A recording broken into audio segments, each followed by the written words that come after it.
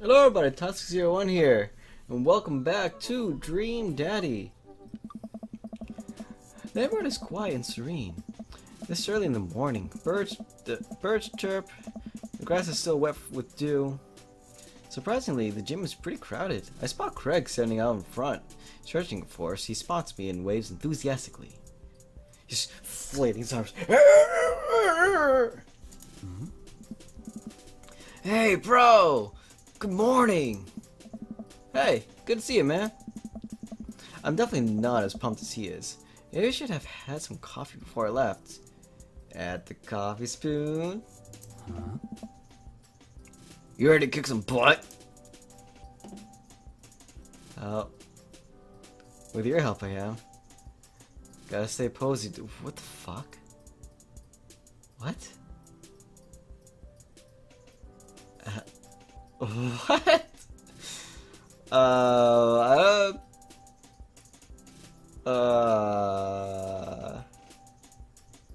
Yeah, let's just go, dude. I'm here to party. Nice. That's a spirit, my dude. Hey. We headed to the gym, and I'm immediately intimidated. All these people look like they could break me in half, and it seems like Craig is friends with all of them. Oh. He high fives and finger guns all of the cool jocks in the room. He looked like he could and would steal my lunch money too, spent on protein shakes. Come on, bud, let's warm up. We went up to the treadmills and started walking. Okay, I can walk. Walking is good. This is a decent place to be walking. Oh god. So, I know we're on treadmills. Nice. Yes.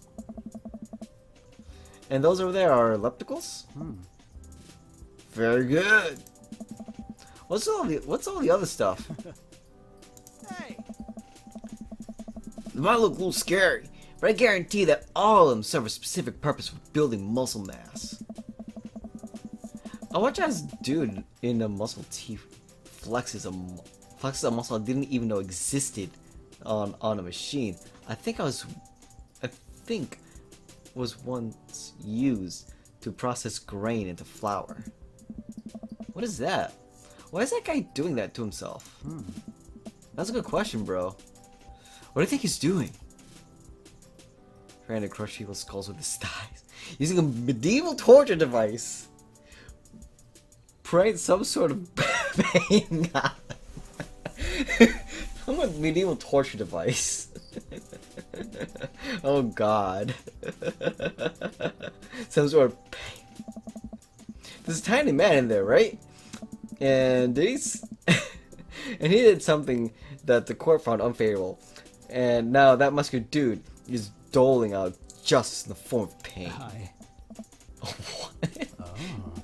That's great. Oh no, Craig is turning up the speed. I better do the same. How long have you been doing this buff thing? Couple years. I'm not scoring any points with Craig. No, it's okay. At least I'm not doing bad. And what you do when you're not dadding or working or buffing? Oh, I coach my twin softball team. That still counts as both dadding and buffing. I keep busy. What do you do for fun? Love learning. Try to live my life as close to Jimmy Buffett song as possible. Check out my hot bod. Okay. So let's see. The character is pretty weak. I'm sure he's full. I think we're gonna call bullshit on hot bod. So I'm gonna go with learning. Here. I try to educate myself about the world around me. I'm like a sponge for knowledge, soaking up all the intellectual content. You know, history, paranormal, wilderness survival, aliens, mostly those things. So I watch the History Channel too, huh? Yeah. Oh, We got eggplant. Okay. We're jogging now. Oh god, we're jogging. I look over Craig.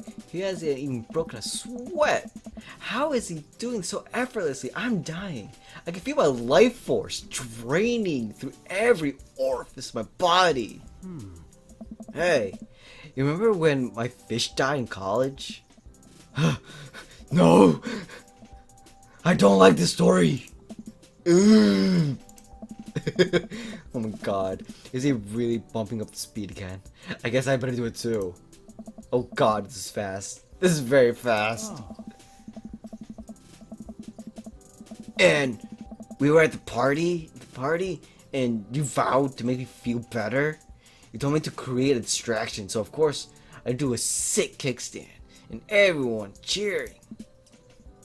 And then I try to steal a fish from a fish tank at the party, with my bare hands, like an idiot. Hey. And then you drop a fish, and it's flopping around, and you panic, so you run up to me post kickstand with dying, dirty fish in your hands that you scooped off the ground, and you're yelling at me that we have to leave. Bro. So you're running out of the frat party with a fish, trying to give it mouth-to-mouth resuscitation. And we get him home and get him to a bowl of water, but the prognosis is grim. And the next day, alive and well. Hey. Hey! There did catch great fish thieves of Grand Ridge U. And they never... Whew. I shot off to the end of the treadmill and crashed into the wall. Jesus, that hurts. Dude, bro, you okay? Greg offers me a hand and looks me over for injuries. I'm fantastic. I managed to stand up and rub him back.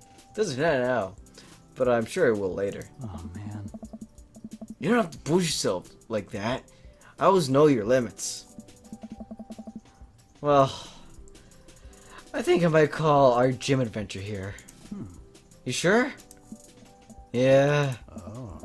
Alright, well, here, I brought you this. Greg hands me a shaker bottle full of thick green liquid. I stare at it with what must be apparent distaste. Mm-hmm. It's a protein shake, bro! Oh, thank you. He wants me to drink it. Oh boy, here it goes. They're not bad, but it can be pretty darn good. I take a small sip. It's actually delicious! Wow, this is really good. Nice. And good for you. It's my special recipe. I'm proud of it. Nice. Let me know if you ever want to work out again. Maybe you can try running around the neighborhood. Treadmills aren't your speed. No pun intended, bro. Come on. You got daddy puns. You have to have dad puns here. Good one. Well, I'm gonna put some ice on this. Everything. I'll see you around. I'm at the gym feeling shamed. Craig used to order delivery from the pizza place across the street from our dorm, and now he can run circles around me. Literally. Man, I really gotta work on this dad bod. I go home and lie on the couch. It hurts to move. God, I'm so old. Don't forget the meeting. Oh shit. Oh no, I must fall asleep. What time is it? Shoot, it's 3:55. I'm supposed to be at a meeting in 5 minutes. I finally put on some clean clothes, apply a generous amount of deodorant, and run out the door. Trust no one. Good tip. I arrived at school and just checked in at the front desk. They gave me a bright orange visitor sticker and sent me on my way. I feel pretty haggard after not brushing my teeth or showering, but hopefully no one will notice. I check my watch and I'm relieved to see that I'm only 2 minutes late. Wait, was it room 103 or 108? I spot a youth standing at his locker, approaching for help. Excuse me, do you know where Mr. Vega's classroom is?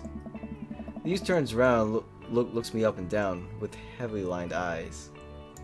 Hi, bro. You.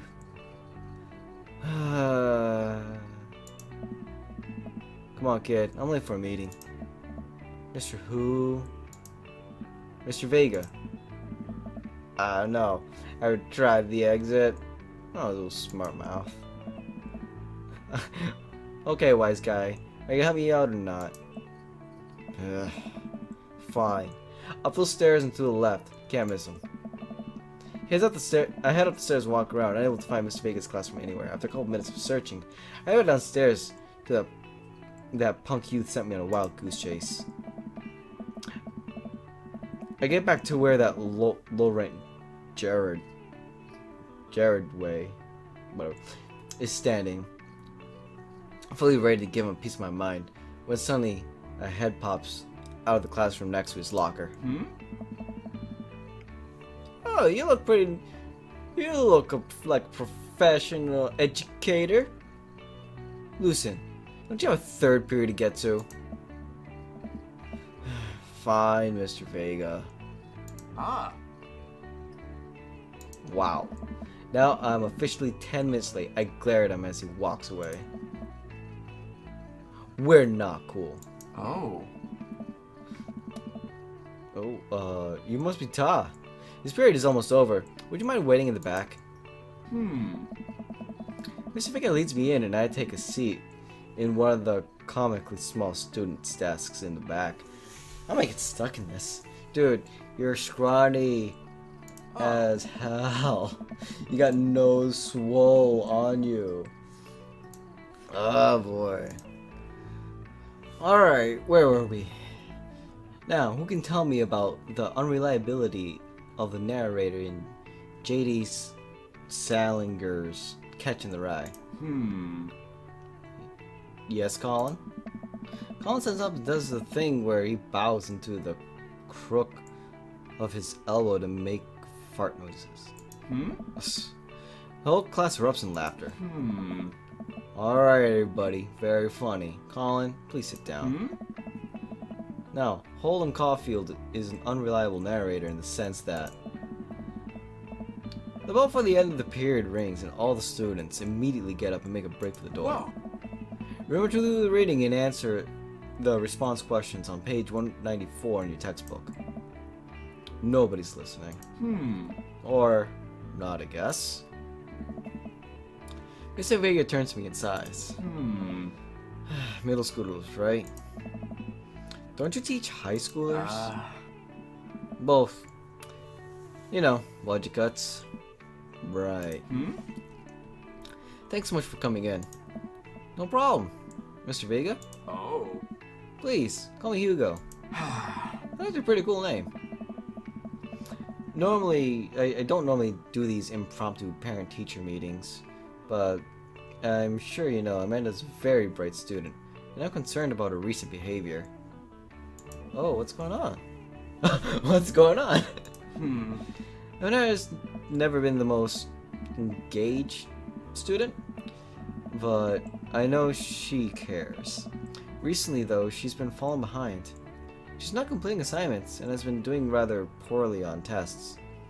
I'd normally chalk this up to senioritis, but this is strange. I thought Amanda was always shared everything with me. It hadn't even crossed my mind that something might be wrong. I don't know. I just want to ask, is everything okay at home?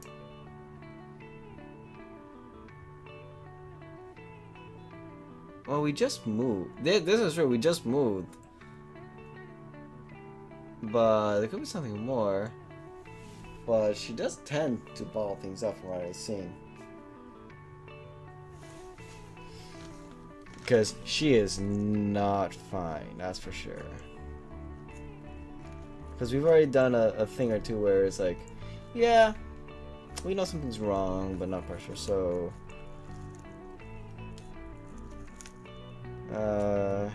the move hasn't seemed to really affect her in this. It's just like we didn't have to change schools or anything too. So, I don't think the move has anything to do with this, so... I think this would be the best choice. Which makes sense, I mean... A lot of people there just kind of bottle things up, so I'm thinking going here. I don't notice anything different about her, but she's always tends to put on a happy face no matter what. See if you can talk to her about it. I know she values you a great deal and would appreciate your guidance. She keeps heading down this road. Uh, I know how important art school is to her, and I would hate to see her miss out on scholarship money that she clearly deserves. I'll make sure to talk to Amanda. Thanks for letting me know, Hugo. oh. Anytime. On my way out, I stopped to think for a moment, and I turned to Hugo. Hey, Hugo? Oh. Yes? Did I ever catch that rye? Hmm? Really? Yes. Oh god, I got a heart for that. Oh god.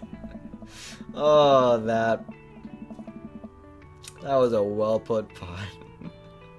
You know, I've never read the book. I know the that's great. Okay. I'll leave the classroom and make my way out of the school. I'm still a little bit in shock that Amanda was able to hide this so well from me. She's always been such a force of positivity in my life, especially after we lost her father. I'm not supposed to be done with classes by now. I'm sure she'll appreciate a ride home, and maybe I can talk to her about what's going on.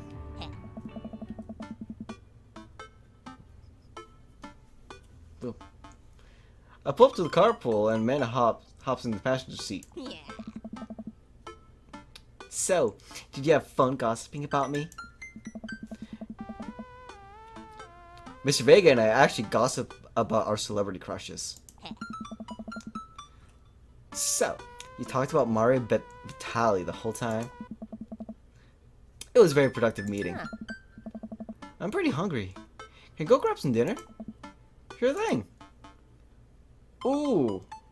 We can make something up. No! We gotta go out. We gotta socialize no matter how afraid of people we are. Let's go to the small food court. Yeah. Does that sound good to you? Yeah, sure. Why the mall? Jeez, can't Dad take his daughter to the mall? Will you buy me things? I will buy you a thing. Singular. Sounds like a deal to me. We drive in silence for a short while. Amanda plays a game on her phone. I should say something. You know, sometimes when a kid gets older, they find that they have to keep things hidden from their parents. And that's okay. Because sometimes that's what kids do. That's fact. And that's okay. But also sometimes it's good to have the parents protective because, you know, maybe the parents also dealt with similar situations. And maybe they're a little cooler than you give them credit for. Anyway, what I'm trying to say is that it's good to share. Love you. Have you been reading my tweets? You have a Twitter? What? Never mind. Look, sweetie. Mr. Vega said that you haven't been participating in class, and you haven't been turning in things. Oh, I'm fine, Pops. Senioritis, and all that. I call BS. I thought you liked Mr. Vega's class. It's fine. He's fine. We pull up to a stoplight, and I eye Amanda. She's still texting. Just, I want you to know that you can talk to me about anything. Uh-huh. I feel that whatever it is, she doesn't want me knowing about it. That's frustrating. I heard MR is going to that fancy art school in California. That's exciting. Yep. Are you bummed that you guys aren't going to the same school? Yep. And it keeps texting. She stifles a laugh. What's so funny? I don't think you'll get it. Okay. So awkward. Who you texting? Noah. Who's Noah? A friend. Does he go to your school? Yep. Do you like Noah? What? No. Dad. Ugh. I can't believe you would. Dad. Oh, did I skip something? Oh, crap. I mean, jeez. Why would you? Gross. Sorry. Sorry. Just asking. Dad. He's just my friend. Guys and girls can't be friends. He's my friend. Okay, okay. Jeez. That was a little defensive. This is going well. Well, good talk.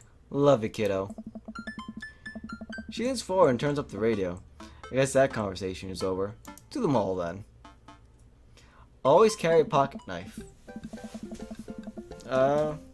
It's not a bad idea. But sometimes you might want to watch out where you're carrying that thing.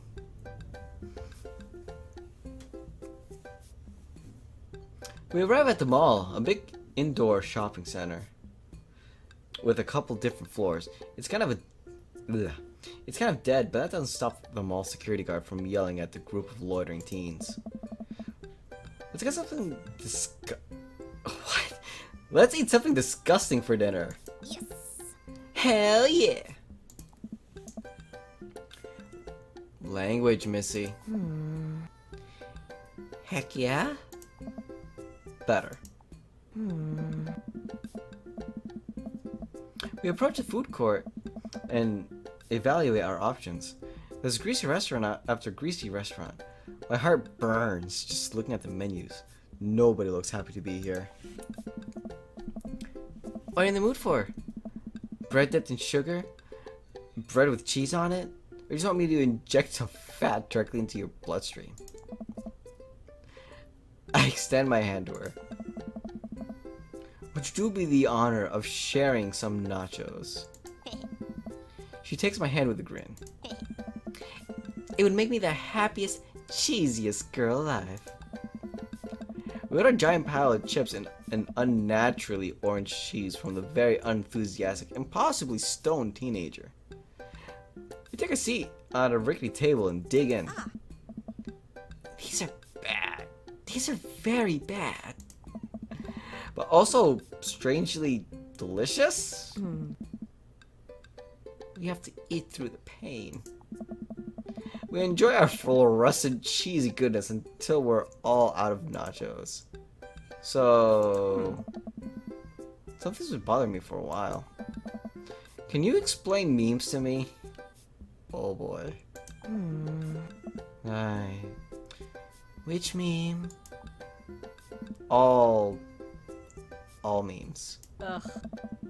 And as eyes deep and puts her head in her hands. Ugh. Dad, it's complicated. See, memes are inside jokes shared by a bunch of people that get less funny the more people do it. So the problem is that by the time a meme gets to you, Dad, all us youths have already done the joke to death. Aww. And what's worse is that And what's worse than that is that movies and TV and video games will all try to jump in on a meme train, but just based on how long it takes to make them, the meme will all be long dead by the time it comes out. So it just states it, and it isn't funny. Oh shit, what up? Ugh. Dad, please. Oh. Anyway, changing the subject. Where to now? Wanna go to that goth store? What? You know, the one that's all black and ties the establishment and tries to establish itself as anti-establishment despite being an exact representation of the establishment. I don't know what store you're talking about. You know, the one where you can buy chain wallets, and it's basically an assault on what people fought so hard against in the punk and hardcore movements of the 90s and 70s. Huh? Dude, you gotta be more specific. The one you threw up in that one time? Oh, that one! There must be a lot of goth stores in this mall. Let's see what we got here. Yeah, looks like we got some stuffed animals in the corner, purses, shirts, yeah. Amanda runs into the store with me trailing behind her. She makes a beeline for the back. Alright. There it is! You can still see the outline, kinda. I'm so proud. Speech! Amanda... Speech! Alright, I'll do it if you stop chanting. Amanda stops immediately. I clear my throat. Thank you all for joining us here today to commemorate an historic moment that would forever shape history. On a day very much like today, some 5 years ago, our very own Amanda Ann McDad had too much blue raspberry slushy on an outgoing to the mall. After begging her father to take her to the Dead Goth and Beyond to buy rainbow suspenders, she proceeded to throw up all over a display of My Chemical Romance merchandise. Her loving father then had to pay for said merchandise, which to this day remains among our possessions. Thank you. Amanda's moves. She begins clapping, slow at first, then faster and more vigorously. Several other patrons turn their heads. One of them starts clapping. I bow my head. Yeah. Oh hey, chain wallets! Amanda busies herself looking at band t-shirts. I try to find something of interest for myself. Not much for her dad to look at in a Dead Goth and Beyond. Pursue band t-shirts. Ironic mugs. You don't get memes. So, no. Check the clearance bin for hot deals. I may be cheap, but I don't know. Let's see if we can learn something about music and bands and and all that. Let's do that. Barely know any of these bands. Cannibal Bone Party doesn't seem like music I enjoy, but let's be really happy that a retail outlet is carrying their merchandise. I hope their parents are really proud of them. Look, this is very important to me. Oh, you look like another pretty dude. Dark. Like a cape. I overhear a stifled argument over at the cashier, at the cash register. An older gentleman is carrying a garment and showing it to a bored-looking cashier with pink hair. Here. I'm not doing well reading right now. I can see that. Don't tell her, dude. I just work here. Listen. Maybe like a Dr. Orpheus voice? I don't know if I can do that. No. I'm not even gonna try that. No. Just imagine Dr. Orpheus, I guess. Listen. When I bought this online, the website said this blouse was clearly Victorian inspired. However, when I received it, it clearly held a trademark of the Edwardian dressage. Do you want a coupon? I can give you a coupon. Will you leave if I leave you a coupon? Is there a manager present? People have to know what they're buying. I am the manager. I see. Well, it would seem that I have outstayed my welcome. Good day, shopkeep. Your superiors will receive a strongly worded letter by post. Whatever, dude. The man whirls around out of the storm, his literal tailcoats trailing behind him. I can't tell if they are Victorian-inspired or Edwardian in nature. Amanda trots up to me with a t-shirt in her hand. Oh boy. Here it comes. Oh. Hey, Dadtron 5000? Yes, I'll buy it for you. Wow, that was easy. Thanks. Oh boy. At least it's only one this time. Amanda plops straight onto the counter and grins at the cashier. I love your hair. The cashier says nothing and rings Amanda up, radiating hatred. I hand her 20. So, what's that guy's deal? The cashier rolls her eyes so hard, I'm worried she'll pull out something. That's Damien? He's in here all the time. He's obsessed with Victorian fashion or whatever. She hands Amanda her bag, and it's clear the conversation's over.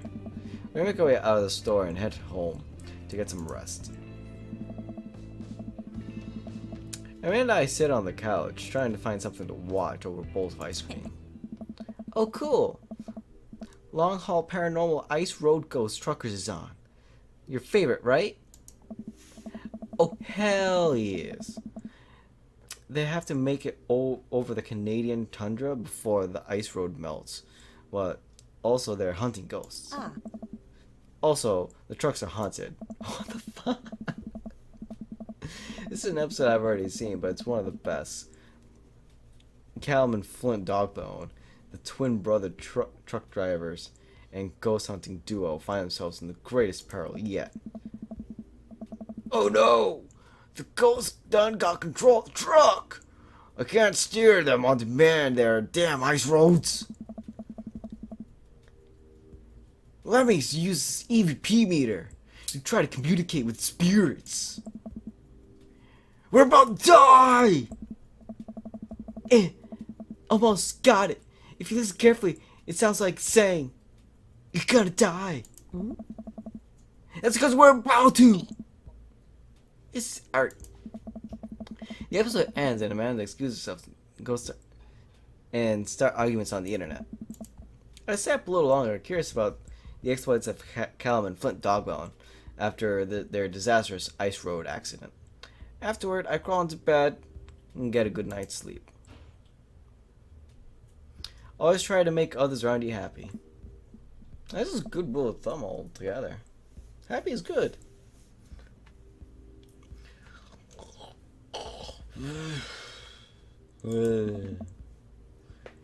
Morning, sleepyhead. 5 more minutes. You never let me have 5 more minutes, so get up. Fine. We have cereal for breakfast and spend the morning putting together furniture. Amanda's much better at interpreting the tiny manuals we're able to put together a few shelves in one desk, but I'm pretty sure it's supposed to be a bookcase. So, you excited for the cookout today? Oh yeah, Mr. Creepy Kid guy. He has this barbecue thing going.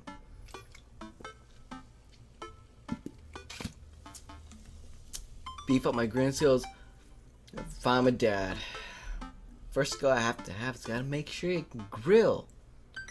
Whether you're using propane or charcoal, you gotta grill. Grill good. And in general, there's food. I'm excited.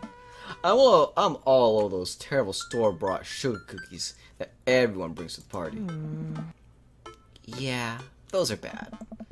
Which means there are more for me.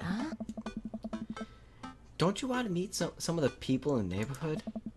I'll probably end up standing uncomfortably in the corner with a plate of food and hope nobody talks to me. Dad, you're a beautiful work in progress. We'll get that butterfly to emerge from the cocoon. The social butterfly. Well, you better start getting ready. We'll definitely don't want to be late. What? No! We have to be fashionably late. Who shows up to a cookout on time? You know what? Just for that, we're going early. Just because you said that. I head out of the door and Amanda reluctantly follows. Well, across the street is Joseph's house with a store-bought veggie plate. Nice! I love veggie plates. Get some hummus in that. I'm a terrible cook if it doesn't involve a grill. Well, in real life I'm opposite. I'm an alright cook. I can make food. and eat it. Be tasty. But at least you can grill there. Alright. I guess we're not as early as you thought we were. Joseph's backyard is already packed with people, and smell of hot dogs wafts through the air. Small children run through a sprinkler, and adults chat in small clusters. I set our veggie plate down on the table next to 2 other veggie plates. Huh? Hey! There's Joseph!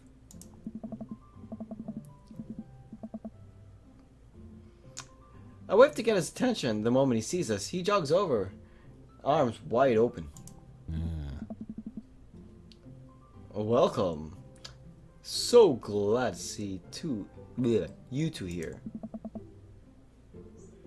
And you brought veggies. Let me introduce you to my family.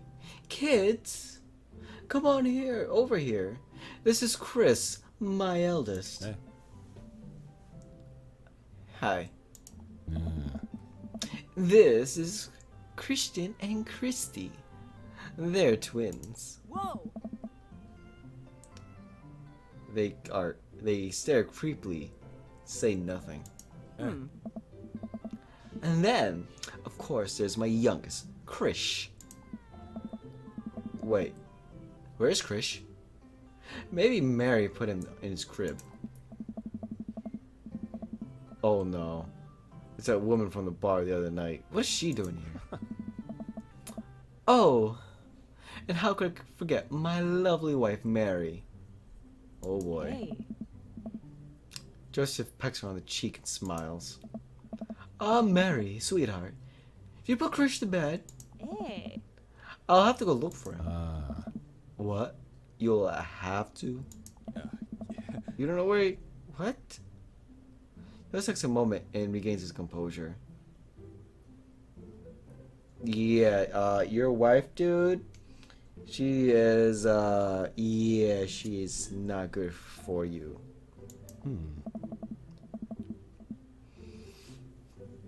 Oh boy. Mary, this is our new neighbor Todd and his daughter Amanda. Ah. I'd shake your hand, but I have a glass of wine that I need to tend to. I love her. Nice to meet you, Mary, for the first time. Charmed. Well, I have to go over there now. Mary leaves. Oh God, this is awkward. I wonder if Joseph knows. I wonder if Mary knows that Joseph knows. I wonder if Joseph knows that Mary knows that I know. It takes all my energy not to run away from the barbecue and start fresh in the new city.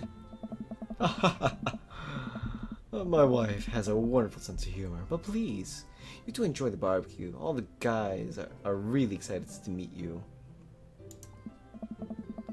Wow, I think I've actually met everybody else. Oh boy, I feel bad for Joseph. Like, yeah. He's mad stressed as frig. Great! I bet you're excited to get to know everyone better. Hope you both enjoy yourselves. Emmett and I mill around and try some of the food spread out on the table.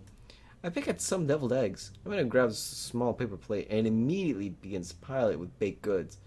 I'm not a fan of deviled eggs, but I'm good with baked goods. I don't want to have to make friends. Ugh. Oh, come on, Dad. Who are you gonna party with when I go off to school? But I don't want to have to do pleasantries. Huh. Dad. Ugh, I think I talk about the weather. Go do it. Make a friend.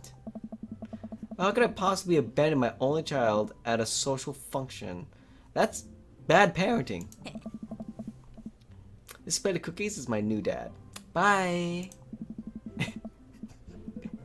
Amanda shoves me into the center of the yard. Well, here goes nothing. I look around the party and I'm surprised to see some familiar faces. Isn't it the barista from the Coffee Spoon? Yeah, it is. Did I meet that guy at the bar? Did the guy throw a frisbee at my head? Isn't the guy who was throwing a fit in the Dead Gotham Beyond? Isn't that Amanda's teacher? Hey, I know Craig. But wait a second. All these people live in our cul-de-sac? That can't be right. I better investigate. Robert Bryan. Robert. Matt, Hugo, Craig. Yeah. I like these guys. I'm gonna talk. Yeah. Whoa. Matt and Hugo seem to be embroiled in an intense discussion. Craig looks on, smiling politely. I walk over to say hello. Well, like Matt and Hugo, they can get along pretty well. Like Matt is awkward. He seems to be, he can come across some intellectual, like with music and stuff. And the other guy, Hugo, I think he can be the same. But since we have Craig here, who's more exercise, he might not have that much in common with him. But it's gonna be cool. I like these guys. It's a cool crowd here.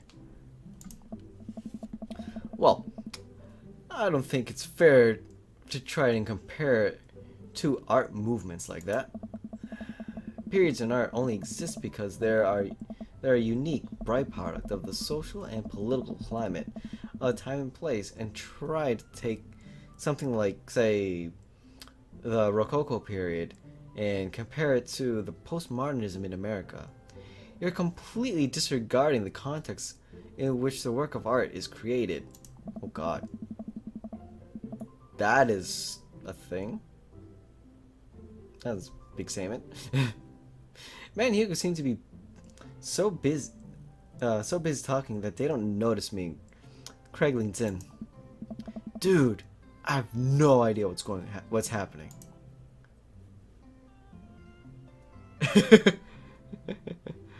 Well, it's not the most polite to eavesdrop, but I was right on with Craig here. Well, let's talk to Craig.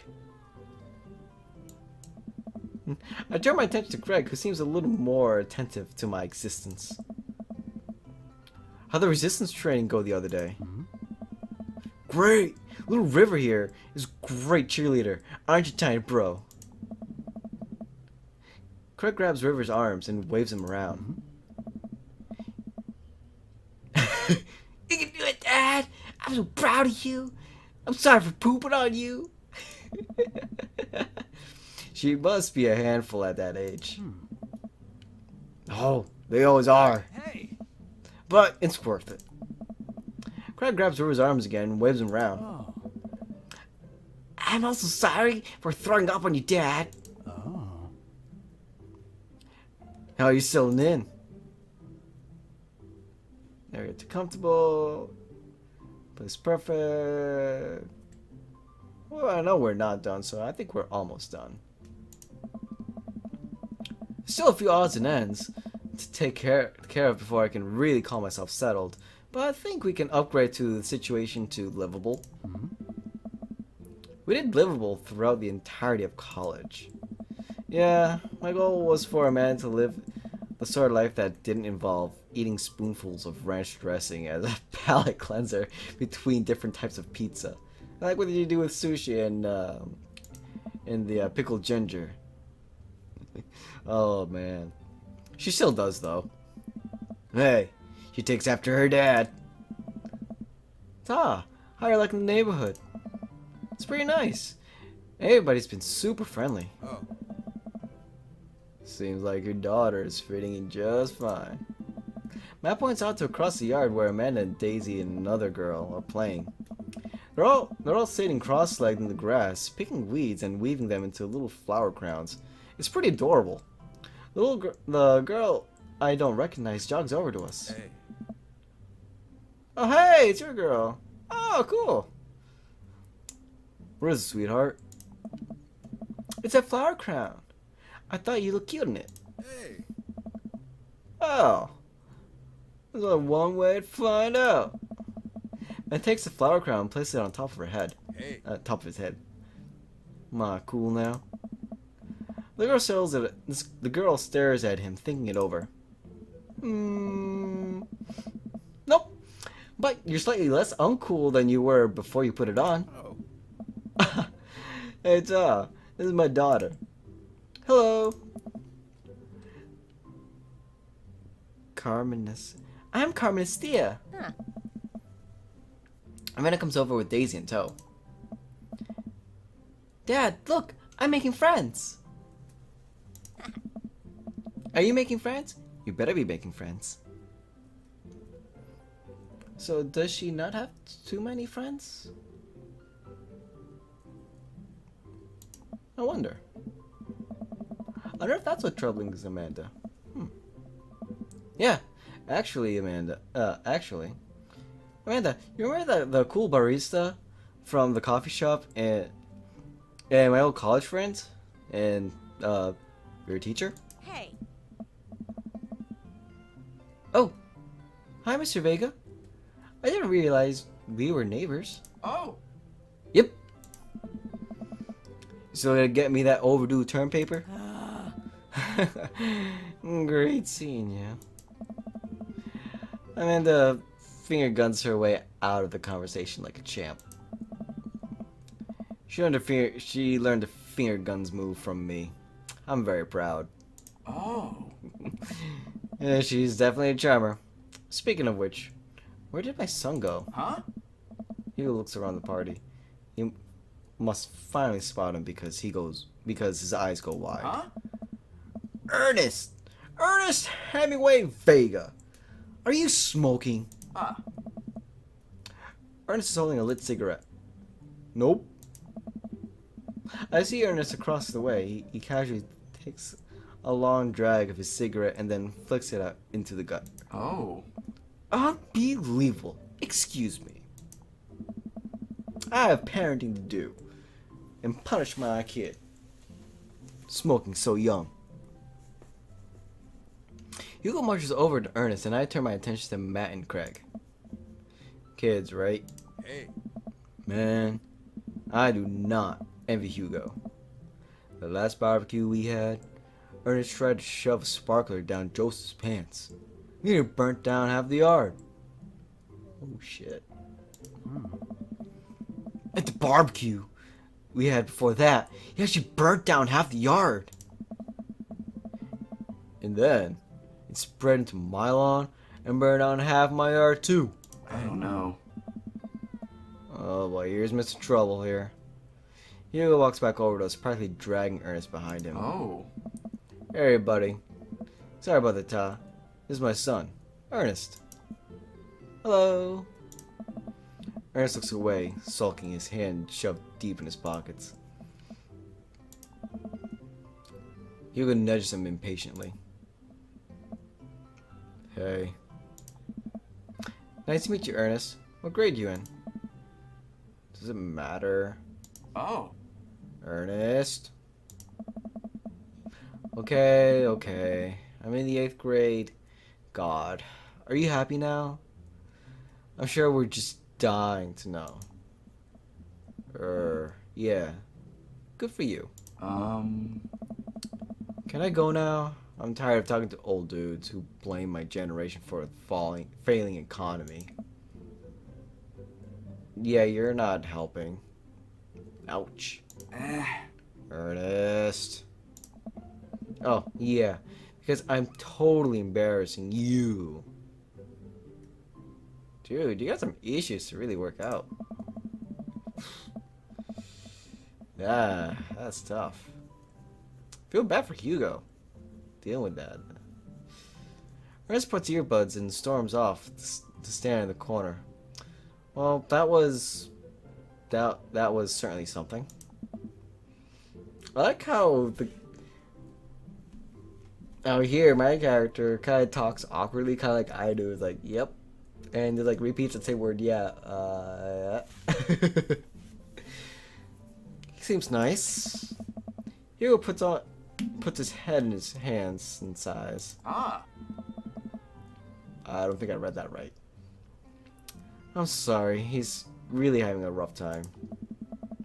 As much as I want to be the cool dad, I have to be the authoritarian dad.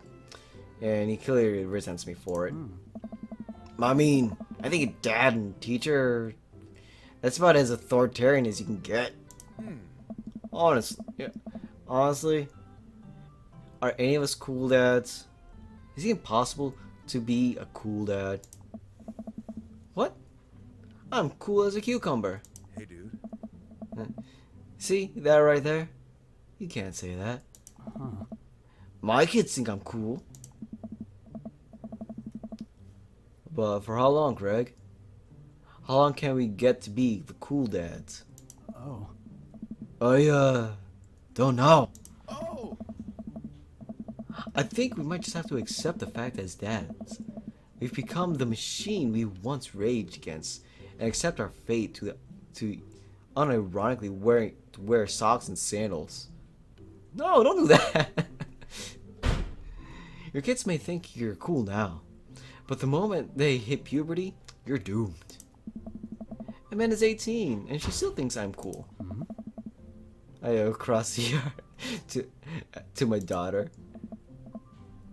Amanda, I'm cool, right? Amanda just laughs. She keeps laughing. I see your point. As much as we all want it,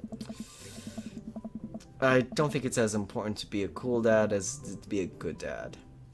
We all can't be best friends with our kids. It just doesn't work. I mean, look at me and Ernest. Yeah, that's true. I mean, to be the cool one, but to be the good one.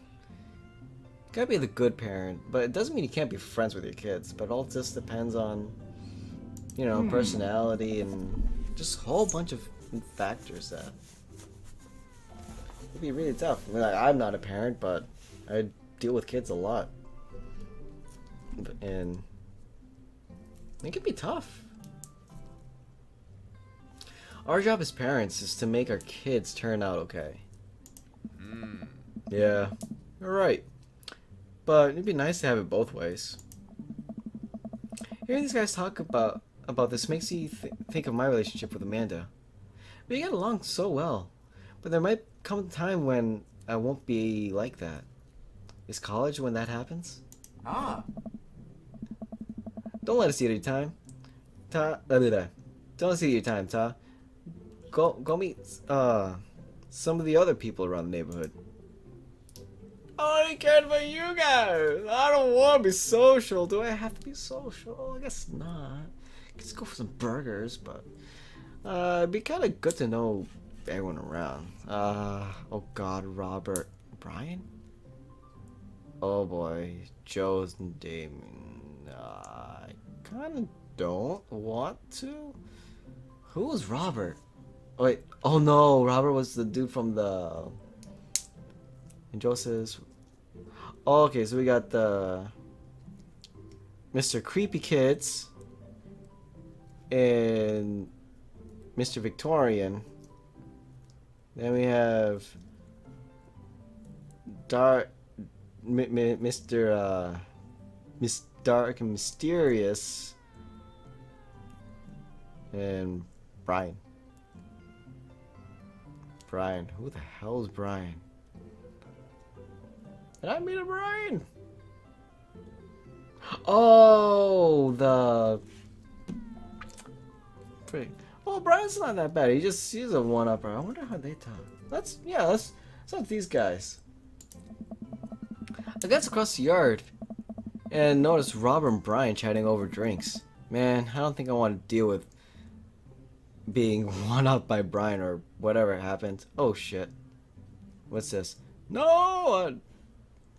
Hold on. Okay.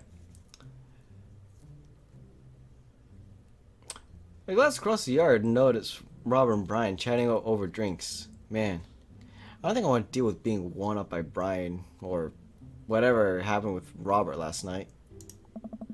That's true. Oh no, they caught me staring. Oh no, Brian's waving me over. Shoot. I flash a smile and walk over to them. Hey, guys. Oh, there are you. So I into the neighborhood all right? Oh, you betcha. Got the living room in order at least. That's great to hear. I'm doing some living room work as well. Finally got that 50-inch in there. Game looks great in high def. Oh boy. So, have you met Robert yet? Yeah, we've met. Robert regards me over his whiskey. Good to see you again. Hey. We were just talking about my most recent camping trip. Spent a night out in the woods with Daisy and Maxwell. She's definitely an outdoorsy one. Even caught her first fish. Oh. Oh, that's good to see her taking your daughter out like that. I bet she loved it. Oh. And it's great that she loves the outdoors. Mine loves being inside. Well. Brian raises his eyebrows at me. Being inside, making art. She's won a local art competition for that art. Yep. I put on too strongly. Robert stares at me blankly for a second. Anyway, I haven't gone camping in years. Not since the last time. Same here. Well, things change once you have a kid.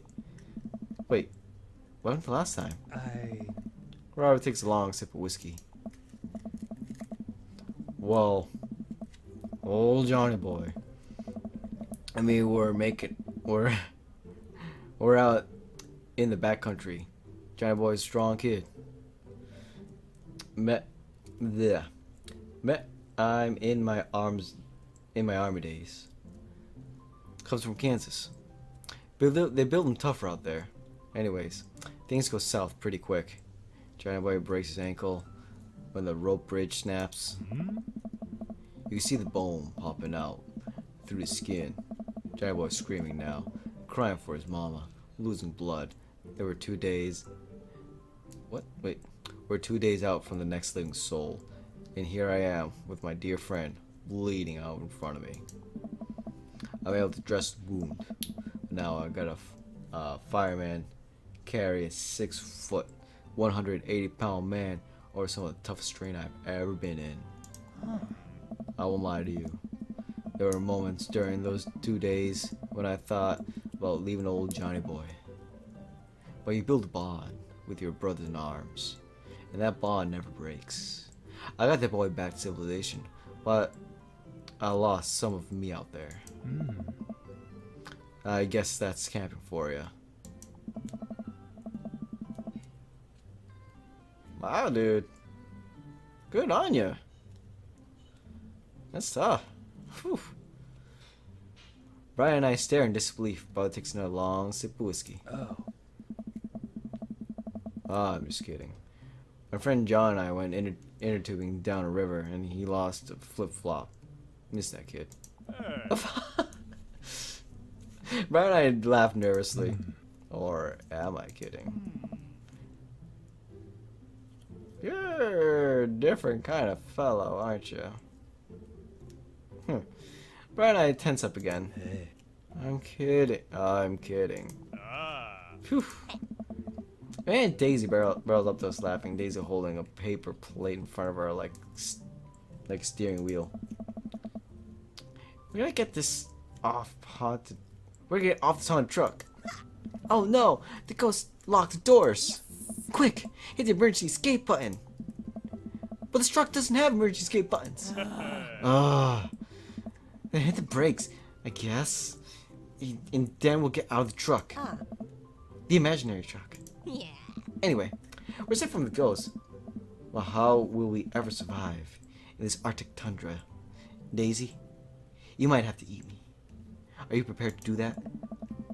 I'm prepared to do anything to survive. That's so cold-blooded. I like that. Although I'm not sure I have the materials required to properly cook you.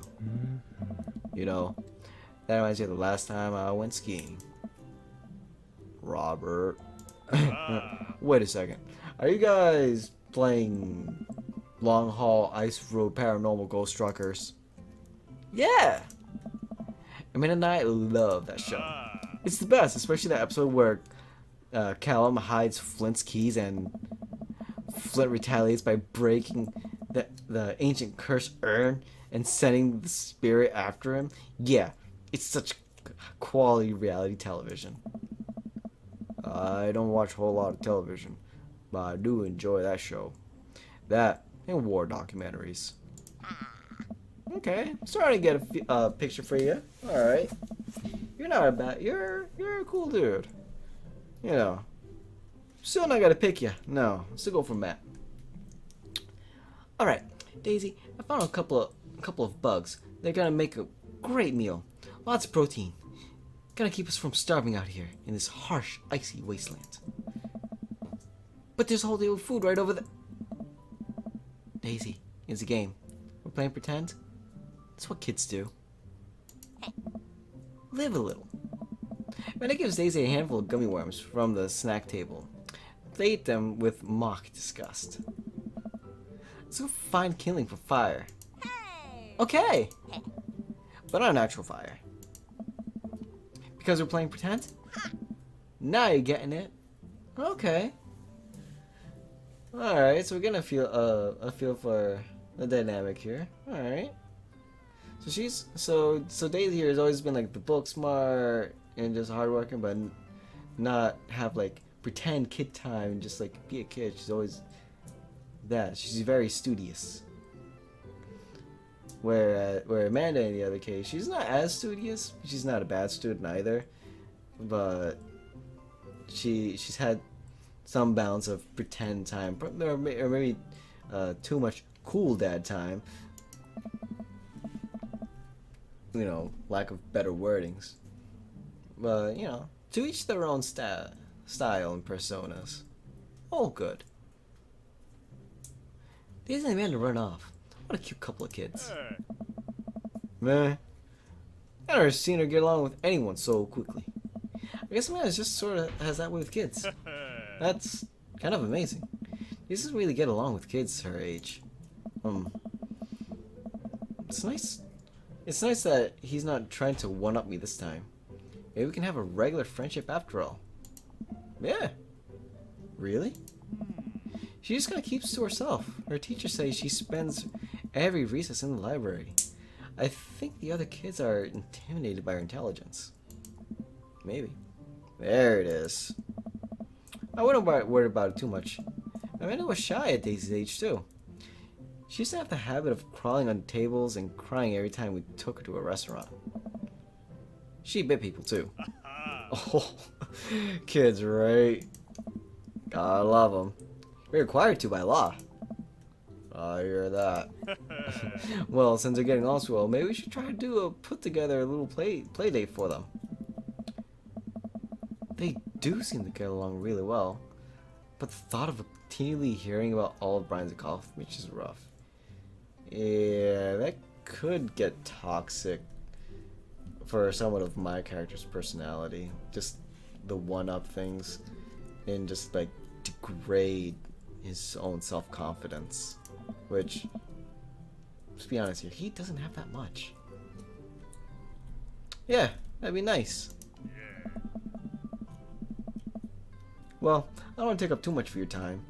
Go meet some of the other fellas. Here we go. I spotted Joseph chatting with the guy from the dead Gotham Beyond by the grill. I know what they're talking about. I'll walk over to them. Oh. I'm so curious. Can you walk me through the way you had your house painted black? Huh. Where do I even start? The house stays warmer in the winter, and it provides an artistic contrast to the rest of the neighborhood. And it complements the crimson interior perfectly. Oh boy. It's definitely an interesting choice. Thank you. I'm very proud of my abode. Ah. I was just having a conversation with Damien about his aesthetic design decisions. Yeah, you're clearly not a fan. Damien regards me up and down with a warm but critical eye. How do you do? I don't believe I've had the pleasure. I think I saw you in the dead Gotham Beyond the other day. Damien's face turns bright red. I must apologize for my behavior on that day. You see, I take the goth lifestyle very seriously. And to be caught in ruse by such a corporation as Dead Gotham Beyond was profoundly frustrating indeed.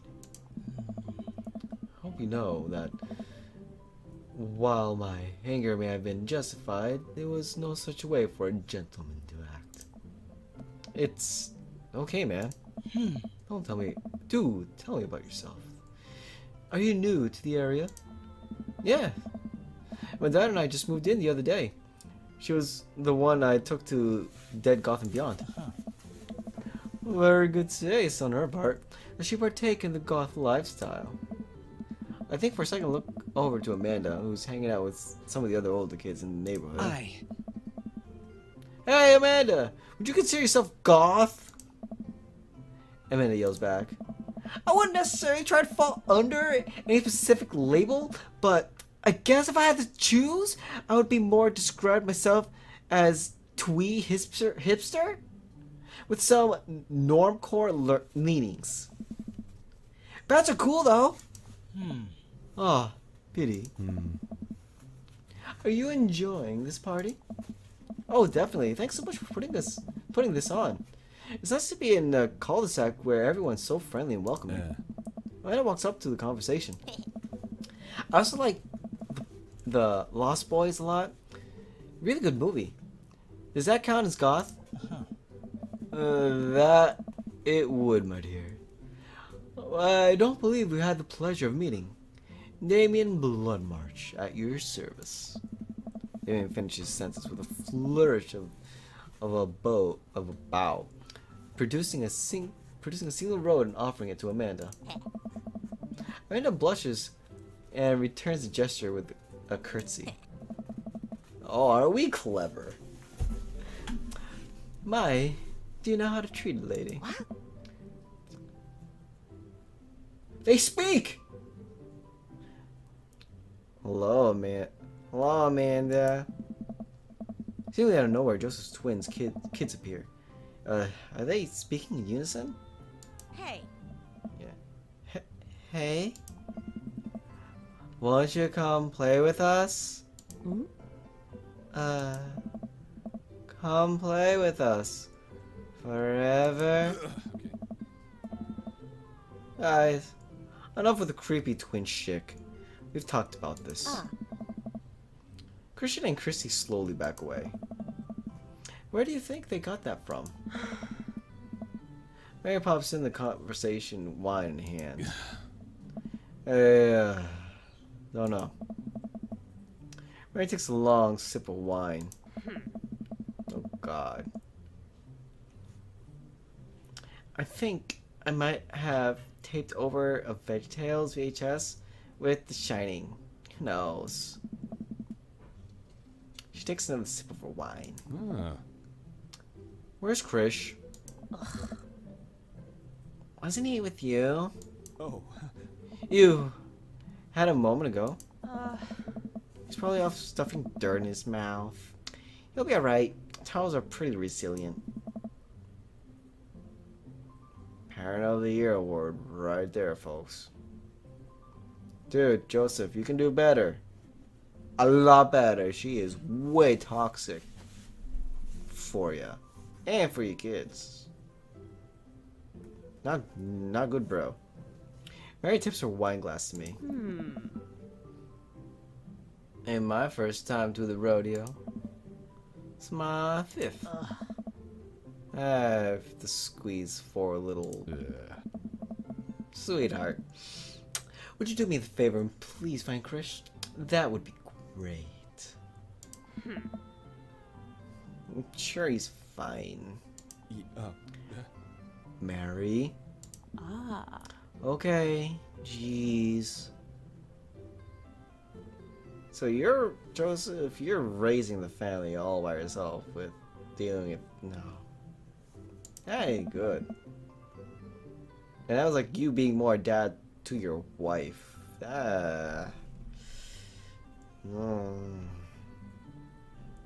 Divorce, bro. But I'm not for you. No.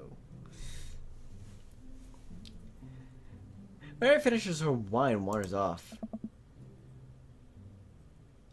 Oh, okay. There we go. Dad, can we go now? Ah, Lucian. Have I ever introduced you to Ty yet? Hey, it's that punk from Amanda's school. I remember you. Whatever. It's no way for a young man to speak to his elders. Be polite. Loosen bows. Whatever. Loosen bows again. Mr. Christensen, may I have a veggie burger, sir? Oh. Coming right up, bud. Are you a vegetarian? Yep. Oh, interesting. Make that 2 veggie burgers. Do you know that some people in the Victorian era were vegetarians? They describe carnivorous type people as bloodlappers. Dad. Eh? That's really interesting. That's really interesting, Damien. Joseph turns to the grill. Just a hint of a tattoo peeks out from underneath his sleeve. I can't believe it. I didn't notice it before, but it looks like the bottom of an anchor. On Joseph? Whoa. Is that a tattoo? Yeah. Yep. I wasn't always a youth pastor, you know. I guess you're a sailor. That's cool. Was it mine? What? Lucian pulls back some rubber bracelets, revealing a lopsided 666 in black ink. Did you pen that in? My buddy gave me a stick and poke tattoo last week. I think it's healing up pretty good. Oh. You know, Lucian! We'll talk about this later. Hey. That's pretty cool. What's the significance of the tattoo? I don't know. I just thought it looked sick. Huh? Well, in my opinion, the only reason you need to get a tattoo is because you want one. Careful though, that number carries weight. Man, Joseph is way cool. Oh, is a way cooler youth pastor than I thought.